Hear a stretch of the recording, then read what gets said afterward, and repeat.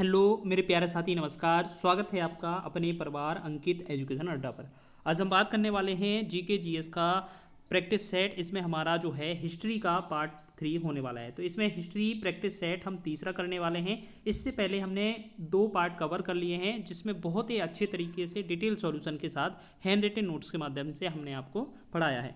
हमने आपको बताया था कि आपका कोई सा भी एग्ज़ाम हो, जीके जीएस जहाँ पर पूछा जाता है, वो हर एग्ज़ाम के लिए ये हमारे प्रैक्टिस सेट इम्पोर्टेंट हैं, बहुत ही महत्वपूर्ण हैं, कारगर सिद्ध होंगे। हमने आपको बताया था कि हमारा जो इतिहास है मात्र 15 सेट में कवर हो जाएगा।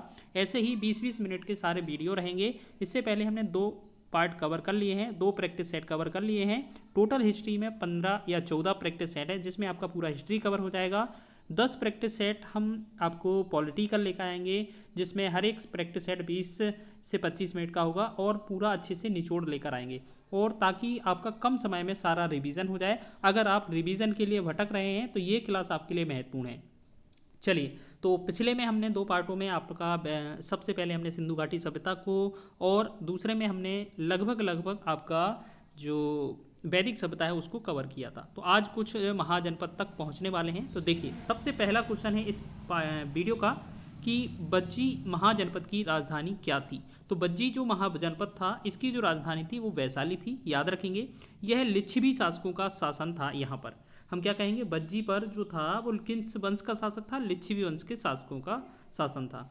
और यहाँ पर अगर हम बात करें कुल महाजनपद कितने थे, तो हम बात करेंगे कुल महाजनपद 16 थे। यानी कि आपसे पूछा जाए, जैसे ये तो है बज्जी महाजनपद, ऐसे ही टोटल कितने थे, तो हम कहेंगे टोटल 16 महाजनपद थे, जिनमें से सबसे शक्तिशाली जो महाजनपद था वो कौन था, मगध था। ठीक है, इसकी जो राजधानी थी वो क्या थी, राजगृह या गिरिब्रज। तो ये एग्जाम में पूछा जा सकता है, याद रखिएगा। ठीक है, तो इस प्रकार आपके जो आपके सारे महाजनपद हैं उनको एक बार कंठस्थ कर लेते हैं, जल्दी से रिवीजन कर लेते हैं। तो देखेंगे सारे के सारे 16 महाजनपद के बारे में। काशी की बात करें, इसकी राजधानी जो थी वाराणसी थी। कौशल की बात करेंगे तो श्रावस्ती थी। अंग की राजधानी चंपा। मगध की राजधानी राजगृह या गिरिब्रज। कुरुवंश की राजधानी इंद्रप्रस्थ थी। कंबोज की बात की जाए तो ये हाटक या राजपुर थी। बज्जी की आपने वैशाली अभी देखा है। गांधार की तक्षशिला। सूरसेन जनपद की मथुरा। मत्स्य की विराट, मत्स्य की है। मल्ल की आपका कुशीनगर तथा पावा। चेदी वंश की सुक्तिमती, ठीक है, या हम कहें ये बुंदेलखंड वाला एरिया। वत्स की बात करेंगे तो ये कौशाम्बी इसकी राजधानी थी। असमक, पोटन या पोटली। अवंती, उज्जैनी, महेशमती। पांचाल की अहिछत्र और काम्पिल, 2 थी, अहिछत्र और काम्पिल, उत्तरी और दक्षिणी। तो इसमें आपको एक चीज़ और याद रखना है नोट, कि विश्व का प्रथम गणतंत्र वैशाली के लिच्छवी को माना जाता है। यानी कि विश्व का सबसे पहला जो गणतंत्र क्षेत्र है वो किसे माना जाता है, वैशाली के लिच्छवी को माना जाता है, या हम कहें वैशाली को माना जाता है। ठीक है, चलो अब बात करेंगे हम दूसरे क्वेश्चन की। पहला क्वेश्चन रिवीजन कर लिया बहुत ही अच्छे तरीके से। सेकेंड क्वेश्चन है, कौशल महाजनपद में वर्तमान में किसका भाग है। जो कौशल महाजनपद है वो वर्तमान में किसका भाग है, यहाँ कुछ नहीं है। ठीक है, कौशल महाजनपद जो है वर्तमान में किसका भाग है, तो ये उत्तर प्रदेश का है। इसकी जो राजधानी है वो क्या हुआ करती थी, श्रावस्ती हुआ करती थी, याद रखेंगे। अभी हमने सारी राजधानी देख ली 16 महाजनपद की। तो अब 2 महत्वपूर्ण ग्रंथ देख लीजिए। यहाँ से क्वेश्चन बनता है कि बौद्ध धर्म के अंगुत्तर निकाय में 16 महाजनपदों का उल्लेख मिलता है। ठीक है, तो आपको याद रखना है 16 महाजनपदों का उल्लेख बौद्ध के किस ग्रंथ में मिलता है, तो हम कहेंगे अंगुत्तर निकाय में मिलता है। इसे हम महावस्तु भी कह सकते हैं। ठीक है, इसके बाद हम बात करेंगे जैन ग्रंथ में भगवती सूत्र में 16 महाजनपदों का उल्लेख मिलता है। तो हमने ये चीज पूछा जा सकता है कि जो 16 महाजनपद थे इसका उल्लेख है वो बौद्ध धर्म में कहाँ मिलता है, तो अंगुत्तर निकाय में। जैन धर्म में कहाँ मिलता है, तो भगवती सूत्र में। ठीक है, ये एग्जाम में डायरेक्ट एग्जाम में क्वेश्चन बने हैं, आपने देखे भी होंगे। चलिए तीसरे क्वेश्चन की बात करेंगे। मगध महाजनपद किन नदियों से घिरा था। तो मगध जो था ये बिहार का क्षेत्र था। ठीक है, और ये गंगा और सोन नदी के बीच का क्षेत्र था। मगध साम्राज्य का वास्तविक संस्थापक किसे माना जाता है, तो ये बिंबिसार को माना जाता है। बिंबिसार का अन्य नाम क्या था, श्रेणिक था। इसे जैन ग्रंथ में श्रेणिक कहा गया है। अगर हम बात करें इसकी जो हत्या है इसके पुत्र ने की थी, इसके पुत्र का नाम था अजातशत्रु। ठीक है। और उस अजातशत्रु के भी पुत्र की मतलब अजातशत्रु की भी हत्या उसी के पुत्र उदयन ने की थी, जिसने पाटलिपुत्र नगर की स्थापना की थी। तो आपको यहाँ क्या याद रखना है, जो मगध वंश का जो राजा था कौन था, बिंबिसार, इसका ये संस्थापक था। लेकिन इसकी जो हत्या है वो किसने की थी, इसी के पुत्र अजातशत्रु ने।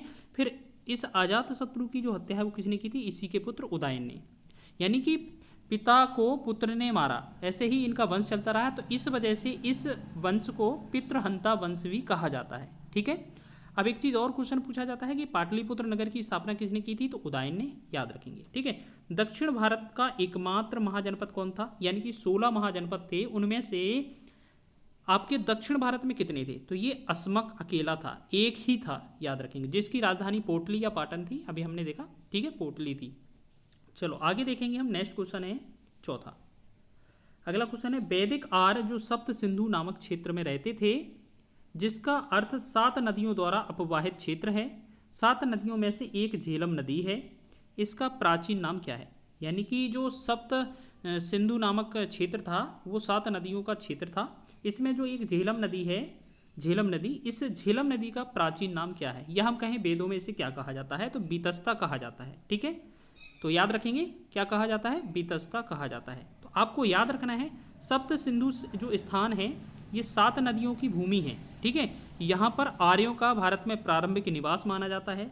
अब देखिए जो आपकी जो 7 नदियाँ हैं वो कौन कौन सी थी, जैसे हम बात करेंगे, एक आपका सिंधु नदी, दूसरा आपका ब्यास नदी जिसे बिपाशा भी कहा जाता है वेदों में, तीसरा है सतलज नदी जिसे सतुद्री कहा जाता है, चौथा है झेलम जिसे बीतस्ता कहा जाता है, पांचवी नदी चिनाब जिसे अस्कनी कहा जाता है, छठवीं है रावी नदी जिसे परुषणी कहा जाता है, सातवीं है सरस्वती नदी जिसे घग्गर कहा जाता है। तो आपने देखा सप्त सिंधु स्थान जो है, सप्त सिंधु क्षेत्र जो है 7 नदियों का क्षेत्र है यहाँ का, आसपास का। तो इनमें कौन कौन सी नदियाँ हैं, तो हमने ये सारी नदियों के नाम बता दिए, ठीक है ना। चलो आगे देखते हैं नेक्स्ट क्वेश्चन। अगला है हमारा क्वेश्चन, चलिए नेक्स्ट क्वेश्चन की बात करेंगे। तो 5वां हमारा क्वेश्चन बनता है, निम्न में से किसने बुद्ध की जीवनी बुद्ध चरित्र लिखी है। तो हमसे ये इसके लेखक पूछे जा रहे हैं कि बुद्ध चरित्र की जो रचना है वो किसने की थी, अश्वघोष के द्वारा। तो कुछ 4 और महत्वपूर्ण पुस्तकें देख लीजिए, जैसे चरक संहिता चरक के द्वारा लिखी गई थी, ये चिकित्सा से संबंधित है। सौंदरानंद की बात करेंगे तो ये अश्वघोष के द्वारा लिखी गई थी। माध्यमिक सूत्र की बात करें तो नागार्जुन के द्वारा लिखी गई थी। महाविभाष शास्त्र की बात करेंगे तो ये वसुमित्र जी के द्वारा लिखी गई थी, ठीक है। चलो आगे हम बात करेंगे, नेक्स्ट है उल्लांबना। उल्लांबना किस, यहाँ पर थोड़ा ऊपर हो गया है, देखो उल्लांबना किस धर्म का त्यौहार है, ये किसका है, बौद्ध धर्म का है। और महायान का, जो हीनयान महायान संस्थाएं थी उसमें से ये महायान का है, ठीक है, बौद्ध धर्म का। अगर हम बात करें बौद्ध धर्म में कितने पिटक थे, तो 3 पिटक थे, ठीक है। त्रिपिटक का जो संबंध है वो किससे है, बौद्ध धर्म से है। अब पिटक कौन कौन से हैं, एक आपका शुद्ध पिटक, एक आपका विनय पिटक, एक आपका अभिधम्य पिटक है, ठीक है। तो आपने देखे ये त्रिपिटक का जो संबंध है किससे है, बौद्ध धर्म से है। बौद्ध धर्म में कौन से 3 पिटक है, एक शुद्ध पिटक, विनय पिटक, अभिधम्य पिटक, ठीक है ना। आपने यही क्वेश्चन देखे होंगे, जनरली हर एग्जाम में ये बनते भी हैं। हीनयान और महायान किस धर्म की शाखाएं हैं, तो आपको पता है हीनयान और महायान ये बौद्ध धर्म की शाखाएं हो गई थी। अब बात करेंगे ये बौद्ध धर्म की 2 भागों में विभाजित हुआ था, तो ये किस बौद्ध संगति में। आपने देखा बौद्ध संगति अगर बात की जाए, आपने पढ़ा होगा कि बौद्ध संगतियाँ कितनी, टोटल 4 हुई थी। तो जब ये बौद्ध धर्म 2 भागों में बटा था, एक हीनयान एक महायान, तो ये किस संगति में हुआ था, तो आपको याद रखना है चतुर्थ संगति में ये विभाजन हुआ था। किस किस में, जो बौद्ध धर्म है वो हीनयान और महायान में चेंज हो गया था, दो में, ठीक है। तो इस प्रकार आपने देखा कि चौथी बौद्ध संगति में हुआ था। तो आप चारों बौद्ध संगति देख लीजिए। पहली जो बौद्ध संगति है वो 483 BC में हुई थी, 483 ईसा पूर्व, राजगृह में हुई थी। राजगृह को गिरिब्रज भी कहा जाता है, ठीक है। राजगृह में हुई थी अजात शत्रु के शासनकाल में। इसके जो हेड थे, अध्यक्ष थे, वो कौन थे, महाकश्यप।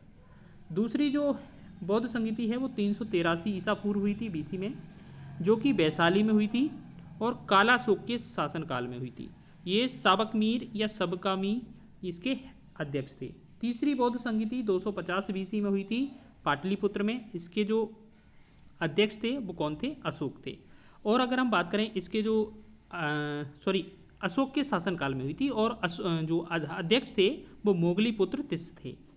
चौथी बौद्ध संगति की बात की जाए, ये फर्स्ट शताब्दी में हुई थी, प्रथम शताब्दी में हुई थी, ठीक है। और ये कुंडलवन कश्मीर में हुई थी और ये कनिष्क के शासनकाल में, जिसके जो अध्यक्ष थे वो कौन थे, वसुमित्र, और इसके उपाध्यक्ष कौन थे, अश्वसेन थे। याद रखेंगे, अध्यक्ष इसका उपाध्यक्ष भी पूछा जाता है चौथे वाले का, ठीक है। अगर हम बात करेंगे बौद्ध धर्म को मानने वाले शासक कौन कौन से हैं, तो कुछ महत्वपूर्ण शासक हैं, जैसे आपका बिंबिसार हो जाएगा, प्रसेनजीत हो जाएगा और उदयन।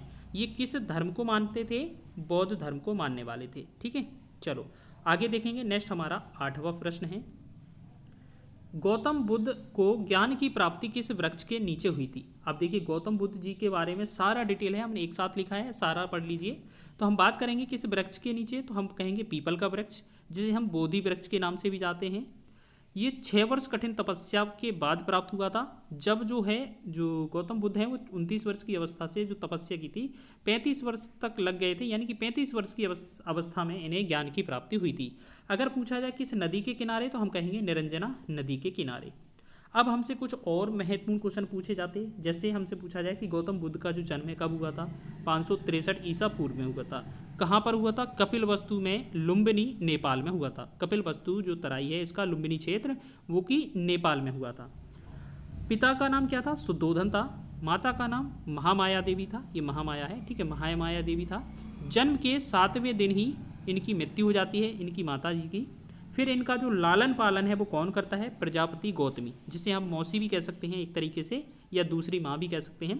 तो प्रजापति गौतमी ने पाला इन्हें और ये इनकी मौसी थी, ठीक है। अगर हम बात करें गौतम बुद्ध की पत्नी कौन थी, यशोधरा थी।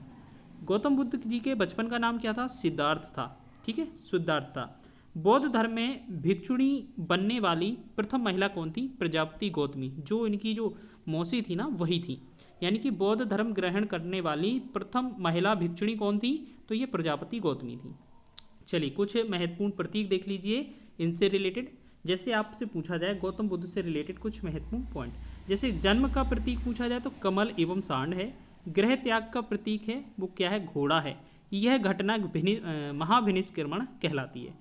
ज्ञान की बात करेंगे तो ये पीपल वृक्ष इनका जो है चिन्ह है और इसे बोधि वृक्ष के नाम से जाना जाता है।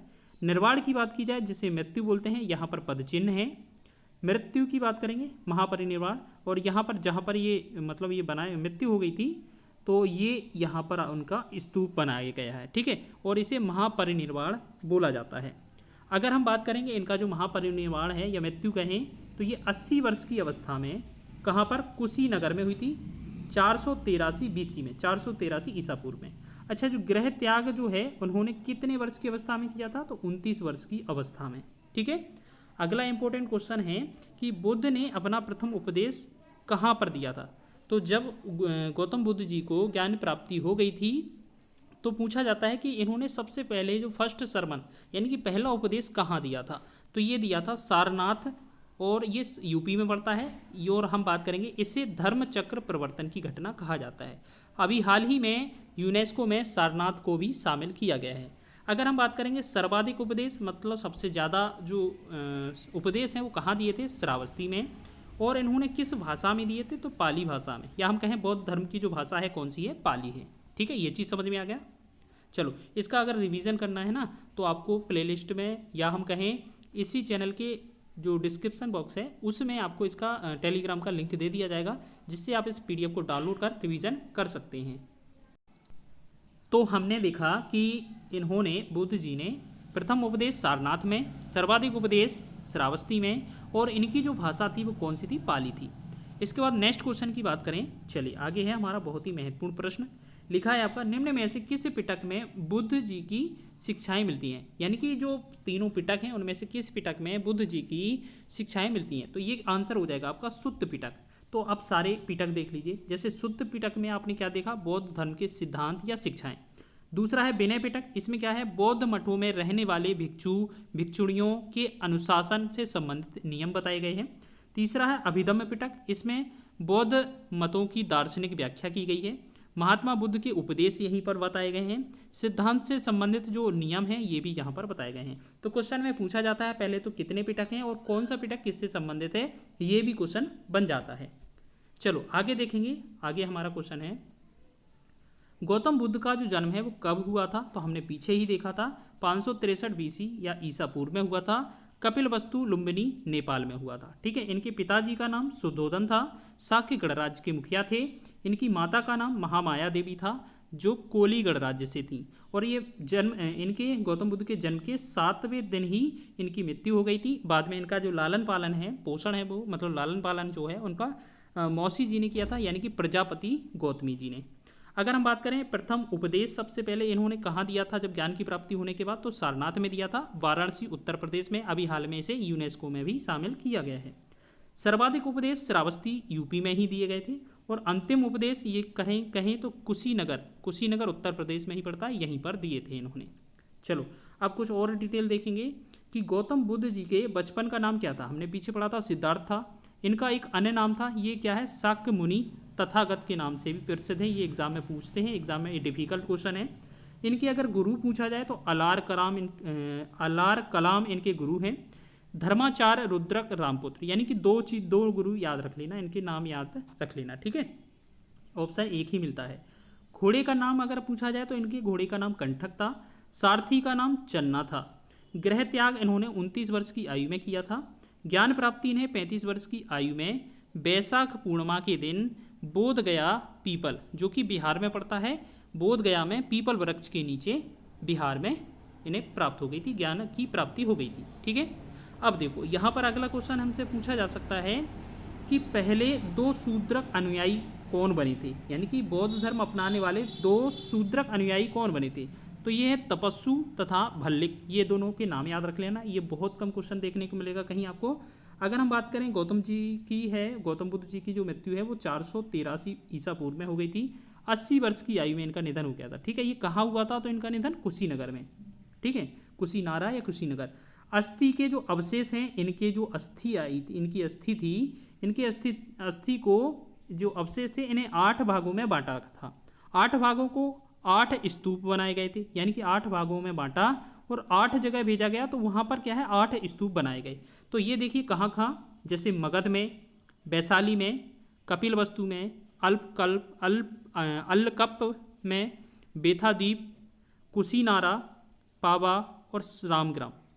तो आपके ये 8 जगह इनके अवशेष भेजे गए और यहाँ पर स्तूप बनाए गए।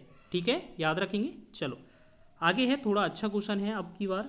लिखा है बौद्ध काल का सबसे पुराना स्तूप कौन सा है। तो ये सांची का जो स्तूप है ये सबसे पुराना है, ये मध्य प्रदेश में पड़ता है। ठीक है, और ये यूनेस्को में भी शामिल है, आपको याद रखना है। इसके साथ साथ कुछ महत्वपूर्ण स्तूप देख लीजिए बौद्ध धर्म से रिलेटेड। जैसे महाबोधि स्तूप की बात की जाए तो ये बिहार में है। धमेक स्तूप की बात की जाए उत्तर प्रदेश सारनाथ में है। केसरिया स्तूप ये बिहार में है, सबसे बड़ा स्तूप है गौतम बुद्ध जी का, या आप कहें बौद्ध धर्म का। चौखंडी स्तूप की बात करें तो ये भी हमारा कहाँ है, इनका कहाँ है, बिहार में। एक बार इसको चौखंडी वाले को आप चेक कर लेना, बिहार में है या उत्तर प्रदेश में है। ठीक है, फिर भी हमने सारे लिखकर बता दिए हैं, फिर भी आप चेक कर लेना इसको। ठीक है, चलो आगे देखेंगे। अगला क्वेश्चन है बौद्ध संघ में स्त्रियों के प्रवेश की शुरुआत कहाँ हुई थी। तो बात करेंगे ये वैशाली में हुई थी। भिक्षुणी के रूप में इन्हें शामिल किया जाता था स्त्रियों को। अपने प्रिय शिष्य आनंद के कहने पर इन्होंने भिक्षुणियों या हम कहें स्त्रियों को शामिल किया था अपने बौद्ध संघ में। अब बात करेंगे संघ में प्रवेश करने वाली प्रथम महिला कौन थी। तो प्रजापति गौतमी, जो हमने पहले ही बताया था। प्रथम भिक्षुणी कौन थी, प्रजापति गौतमी। अरण्यक की बात करें ये हिंदू धर्म से रिलेटेड है। जन्म साखियाँ ये सिख धर्म से रिलेटेड है। आगम सूत्र जैन धर्म से रिलेटेड है। त्रिपिटक बौद्ध धर्म से रिलेटेड है। जैसे कुरान आपने देखा होगा मुस्लिम धर्म से रिलेटेड है। ठीक है ना, इस तरीके से अरण्यक हिंदू हो जाएगा, जन्म साखियाँ सिख धर्म और आगम सूत्र जैन धर्म, त्रिपिटक बौद्ध धर्म से रिलेटेड है। चलो आगे देखेंगे। नेक्स्ट हमारा है क्वेश्चन 13वां। लिखा है कि जिन शैलेंद्र राजाओं का भारतीय शासकों के साथ नज़दीकी संपर्क था वे निम्नलिखित में से किस धर्म के अनुयायी थे। तो ये किस धर्म के अनुयायी थे, बौद्ध धर्म के। और ये किस शाखा से थे, और महायान शाखा के थे। ठीक है, अगर याद रखेंगे, आपको एक याद रखना है, एक बोरोबुदूर मंदिर है बौद्ध धर्म से रिलेटेड है। ये कहाँ पर है, इंडोनेशिया में। और ये किसे, शैलेंद्र राजवंश के राजाओं ने बनवाया था, या हम कहें इन्होंने बनवाया था। अगला है हमारा कलिंग युद्ध के बाद जो अशोक हैं अशोक ने बौद्ध धर्म अपना लिया था। ये पॉइंट भी बहुत पूछा जाता है कि बौद्ध धर्म अशोक ने कब अपनाया था, तो कलिंग युद्ध के बाद। जो कलिंग युद्ध जो है अशोक और राजा खारवेल के मध्य लड़ा गया था, ठीक है। तो उसमें क्या है, अशोक जीते गए थे, लेकिन उसमें क्या है ज़्यादा नरसंहार हुआ था, तो हृदय परिवर्तन के कारण इन्होंने बौद्ध धर्म अपना लिया था। इसके बाद बात करें जातक कथा का जो संबंध है वो किससे है, गौतम बुद्ध जी के पूर्व जन्म की कथा से। मिलिंद फान्हो जो एक ग्रंथ है, इसका जो संबंध है वो पाली भाषा से है, और ये चीज़ जो है यूनानी शासक मिलिंद और भिक्षु नागसेन के बारे में इसमें वर्णन मिलता है। तो कई बार एग्जाम में पूछा जाए तो बता सकते हैं, ठीक है ना। चलो अब बात कर लेते हैं बौद्ध धर्म के आर्य सत्य। बौद्ध धर्म के आर्य सत्य कितने थे, 4। एक दुख, दुख समुदाय, दुख निरोध गामिन प्रतिपदा। ये डायरेक्ट एग्जाम में बन सकते हैं, तो आप देख लीजिएगा, ठीक है। चलिए अगला जो क्वेश्चन है वो हमारा बनता है जैन धर्म के ऊपर। अगला है जैन धर्म के ऊपर। तो जैन धर्म के 23वें तीर्थंकर कौन थे, तो जो कौन थे, पार्श्वनाथ जी थे। अगर हम बात करें 23वें तीर्थंकर कौन थे, पार्श्वनाथ जी। और बात करेंगे इन्हें सांपों का देवता भी कहा जाता है, ठीक है। इनके जो अनुयायी होते हैं जैन धर्म के, उन्हें निग्रंथ कहा जाता है, ठीक है। तो हमने क्या देखा कि जैन धर्म के जो अनुयायी हैं, मानने वाले, उन्हें क्या कहा जाता था, निग्रंथ कहा जाता था। चलिए कुछ महत्वपूर्ण इंपोर्टेंट आपके जैन धर्म के तीर्थंकर देख लीजिए। जैसे पहले तीर्थंकर या जैन धर्म के संस्थापक ऋषभ देव जी थे। इन्हें आदिनाथ के नाम से भी जाना जाता है। इनका जो चिन्ह है वो कौन सा है, वृषभ है। और टोटल अगर बात करी जाए जैन तीर्थंकर कितने हुए, टोटल 24 हुए, जिनमें से 23वें कौन थे, पार्श्वनाथ जी थे। तो यहाँ पर हमने पहले देख लिए ऋषभ देव जी थे। दूसरे कौन है, अजितनाथ जी। इनका जो चिन्ह है वो क्या है, गज है। 22वें तीर्थंकर कौन थे, अरिष्टनेमी। ये नेमीनाथ के नाम से प्रसिद्ध थे। इनका जो चिन्ह है वो शंख है। 23वें तीर्थंकर, ये बहुत महत्वपूर्ण है, पार्श्वनाथ जी थे। इनका जो चिन्ह है वो सर्प फन, सांप फन या सांप के देवता कहे जाते थे। 24वें जो तीर्थंकर थे महावीर स्वामी, ये जैन धर्म के वास्तविक संस्थापक थे। कई बार एग्जाम में पूछा जाए कि जैन धर्म के संस्थापक, तो आप बताएंगे ऋषभ देव, लेकिन जब आपसे वास्तविक संस्थापक पूछा जाए तो आप बताएंगे महावीर स्वामी। इनका जो चिन्ह था वो क्या था, सिंह था, ठीक है। तो वास्तविक संस्थापक कौन थे, महावीर स्वामी। अगर हम बात करें जैन धर्म के जो लोग हैं वो वेदों में विश्वास नहीं करते थे, आत्मा के अस्तित्व को स्वीकारते थे, ठीक है। 2 चीज़ें याद रखना, वेदों को नहीं मानते थे या वेदों में विश्वास नहीं करते थे, आत्मा के अस्तित्व को स्वीकार करते थे। चलो आगे बात करेंगे हम 15वें क्वेश्चन के बारे में। तो जैन धर्म में जो पंचव्रत हैं, इसके संदर्भ में निम्न में से किसका अर्थ चोरी ना करना है। तो आस्ते का जो अर्थ होता है, इसका मतलब होता है चोरी ना करना। तो आप देख लीजिए 5 जो व्रत हैं वो सारे के सारे अर्थ देख लीजिए। जैसे सत्य का मतलब होता है सदैव सत्य बोलना। अहिंसा का मतलब होता है किसी जीव की हत्या या हिंसा नहीं करना, ठीक है। आस्तेय का मतलब होता है चोरी नहीं करना। अपरिग्रह का मतलब होता है संपत्ति एकत्रित न करना। ब्रह्मचार का मतलब है इंद्रियों को वश में करना। तो देखिए पंचव्रत कौन कौन से हैं, ये आपने 5 देख लीजिए, सत्य, अहिंसा, आस्तेय, अपरिग्रह और ब्रह्मचार। क्वेश्चन कभी कभी ऐसे भी पूछा जाता है कि जो ऊपर के 4 हैं ये किसके समय जोड़े थे, ये किसने जोड़े थे, तो ये जोड़े थे आपके पार्श्वनाथ जी ने। लेकिन जो ब्रह्मचर्य है, 5वां जो पंचमा व्रत है, ये ब्रह्मचर्य, ये किसने जोड़ा था, महावीर स्वामी जी ने जोड़ा था। आपको एक चीज़ और याद रखना है, पंचव्रत को अणुव्रत भी कहा जाता है, ठीक है। तो आप देखिए जैसे आस्ते क्या होता है, चोरी ना करना, तो ऐसे ही सारे के सारे हमने 5 के नाम बता दिए हैं, किसका संबंध किससे है, ठीक है। चलिए बात करेंगे जैन धर्म की जो संगतियाँ हुई कितनी, 2 हुई। तो यहाँ पर हमने एक क्वेश्चन लिखा था, द्वितीय जो जैन संगति है, द्वितीय जैन संगति या जैन सभा, वो कब हुई थी, 512 ईस्वी में, भानुगुप्त के शासनकाल में। इसके जो अगर बात करें ये जगह पूछा जाए कहाँ हुई थी, तो बल्लभी गुजरात में। इसके जो अध्यक्ष थे वो कौन थे, क्षमा श्रवण थे। यहाँ पर 16वां क्वेश्चन है कि महावीर स्वामी को किस नदी के तट पर ज्ञान प्राप्त हुआ था, तो ये कौन सा हुआ था, ऋजुपालका नदी के तट पर हुआ था। चलिए नेक्स्ट की बात करें तो अब देखिए पूरा महावीर स्वामी के बारे में देख लीजिए। महावीर स्वामी को किस नदी के तट पर ज्ञान प्राप्त हुआ था, तो आपने देखा ऋजुपालका नदी के तट पर। तो आपको इनसे संबंधित, महावीर स्वामी से संबंधित जो भी प्रश्न बनता है वो सारे देख लीजिए एक बार में। जैसे आपसे पूछा जाए इन्हें कितने वर्ष की तपस्या करने के बाद ज्ञान की प्राप्ति हुई थी, तो 12 वर्ष कठोर तपस्या के बाद, याद रखें। तो 12 वर्ष तपस्या करने के बाद, ठीक है। फिर ये पूछा जा सकता है कहाँ प्राप्त हुआ था इन्हें, क्या जो ज्ञान है वो जरंभिक ग्राम साल का वृक्ष के नीचे, जरंभिक ग्राम था, साल का वृक्ष था, इसके नीचे बैठे थे ये, ठीक है। और इन्हें जो है वो ज्ञान प्राप्त हुआ था वो कब, 30 + 12 यानी कि कितना, 42 वर्ष की अवस्था में। और इन्हें कौन से ज्ञान की प्राप्ति हुई? तो कई बार एग्जाम में पूछा जाता है केवल ज्ञान की प्राप्ति। तो आपसे पूछा जा सकता है कि इनको कौन से ज्ञान की प्राप्ति हुई थी? तो केवल ज्ञान की। केवल का जो अर्थ होता है इसे हम कह सकते हैं, ज्ञान तो है ही, इसका मतलब इसके एक क्वेश्चन पूछा जा सकता है इसे क्या और कहा जाता है? तो इसे केवलिन भी कहा जाता है। ठीक है। अगर हम बात करें महावीर स्वामी जी की, तो इनकी पत्नी का नाम क्या था? यशोदा था। पुत्री का नाम क्या था? प्रियदर्शना, जिसे अनुज्ञा भी कहा जाता है। प्रथम शिष्य कौन थे इनके? दामाद थे जामाली। इनका जो जन्म है वो 599 बीसी यानी कि 599 ईसा पूर्व में कुंड ग्राम वैशाली में हुआ था, जो कि बिहार में पड़ता है। चलिए अब कुछ और महत्वपूर्ण देख लीजिए। जन्म हमने देख ही लिया है। ठीक है। इनके पिता का नाम सिद्धार्थ था, जो कि ज्ञात्रक कुल के क्षत्रिय थे। इनकी माता का नाम त्रिशिला देवी था, जो कि लिच्छवी शासक चेटक की बहन थी। इनकी जो मृत्यु है वो 527 ईसा पूर्व में हो गई थी, और ये 72 वर्ष की अवस्था में कहाँ हुई थी? पावापुरी राजगृह बिहार में हुई थी।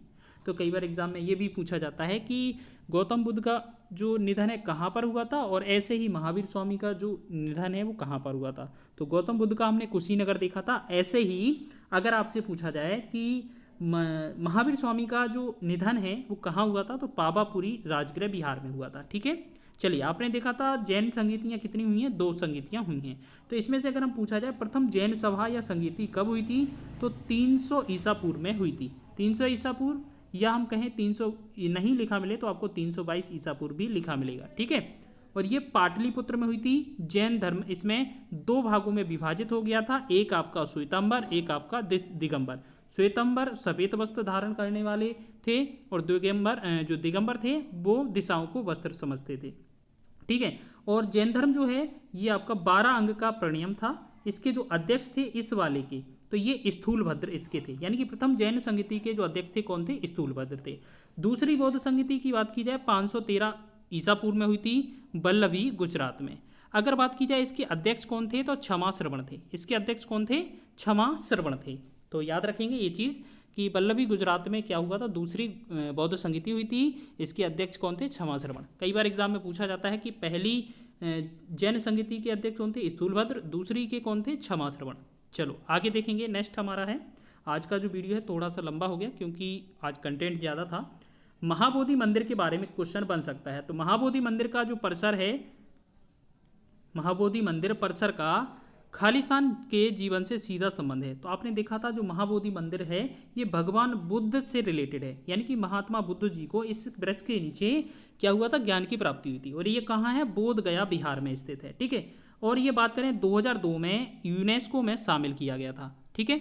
यूनेस्को में शामिल किया गया था। चलिए अब कुछ महत्वपूर्ण पॉइंट देख लीजिए। ये हमने देख ही लिया है। आप देखिए बहुत महत्वपूर्ण क्वेश्चन है कि इन जो बौद्ध धर्म है उनसे रिलेटेड महत्वपूर्ण स्तूप, जैसे भरहूत स्तूप की बात की जाए अगर आपसे, तो ये मध्य प्रदेश में है। रामभर स्तूप की बात की जाए तो कुशीनगर उत्तर प्रदेश में है। बोरोबुदूर स्तूप इंडोनेशिया में है। ये एग्जाम में बहुत बनता है। बाविकोंडा स्तूप आंध्र प्रदेश में है। पिपरहवा स्तूप ये भी बहुत पूछा जाता है, ये उत्तर प्रदेश में है। धर्मराजिका स्तूप ये तक्षशिला पाकिस्तान में है। तो ये भी इंपॉर्टेंट है। ठीक है। इसके साथ साथ हमें याद रखना है बौद्ध धर्म के रत्न कितने थे? 3 रत्न थे। बौद्ध धर्म के 3 रत्न थे, बुद्ध, धम्म और संघ। ठीक है। बौद्ध धर्म के कितने रत्न थे? 3 रत्न थे। ऐसे ही जैन धर्म के भी 3 रत्न थे। कौन कौन से? सम्यक दर्शन, सम्यक ज्ञान, सम्यक आचरण। तो हमसे क्वेश्चन पूछा जाता है कि बौद्ध धर्म का के रत्न, त्रिरत्न में कौन शामिल नहीं है? तो इनके अलावा जो होगा वो आंसर हो जाएगा। ऐसे जैन धर्म से भी क्वेश्चन बना सकते हैं वो, है ना। तो ध्यान रखेंगे तीनों देख लेना कौन कौन से हैं। चलो आगे बात कर लेते हैं नेक्स्ट क्वेश्चन की। अगला क्वेश्चन है बौद्ध वास्तुकला की निम्न में से किस संरचना का उपयोग भिक्षुओं के रहने के निवास के रूप में किया जाता है? तो उसे हम विहार कहते हैं। विहार। ठीक है। चैत्य क्या होता है? ऐसा बौद्ध मंदिर जिसे स्तूप समाहित होता है, जिसके अंदर स्तूप क्या होता है? एक गोल टीले के आकार की संरचना होती है और बौद्ध के अवशेष यहाँ रखे जाते हैं। जैसे हमने बताया था ना कि गौतम बुद्ध जी की जब अस्थियाँ थी उन्हें 8 भागों में बांटा था, 8 जगह उनके स्तूप बनाए गए थे, है ना। चलो आगे देखें। नेक्स्ट हम बात करेंगे। देखिए ये रिवीजन आपका बहुत ही महत्वपूर्ण है। आपको ऐसा कंटेंट एक साथ कहीं नहीं मिलेगा किसी भी बुक में। तो आपको ये मान के चलिए हम सबसे बेस्ट रिवीजन करवा रहे हैं। अगर आपको रिवीजन करना है तो हमारे साथ पूरा जीके का रिवीजन कर लीजिए, ठीक है। चलो अगला क्वेश्चन जो है हमारा है 20वां। सभी जैन त्योहारों में सबसे प्रसिद्ध महामस्तकाभिषेक हर 12 वर्ष में कर्नाटक के खालिस्तान में दिगंबर पवित्र स्थान में मनाया जाता है। तो ये श्रवणबेलगोला है, इंपॉर्टेंट है, ये बहुत याद रख लेना। ये किस पर? चंद्रगिरी पहाड़ी पर कर्नाटक में स्थित है, ठीक है। गोमतेश्वर की प्रतिमा अगर बात की जाए यहाँ पर है, और राजमल फोर्थ गंग वंश के शासक ने बनवाई थी, ठीक है। अगर हम बात करें ये श्रवणबेलगोला है, यहीं पर चंद्रगुप्त ने भी क्या है यहाँ पर अपना देह त्यागा था, ये भी याद रखेंगे, ठीक है। जैन धर्म साहित्य की बात करें तो जैन धर्म को आगम कहा जाता है। मूलतः अर्धमागधी भाषा में ये है जैन धर्म, ठीक है।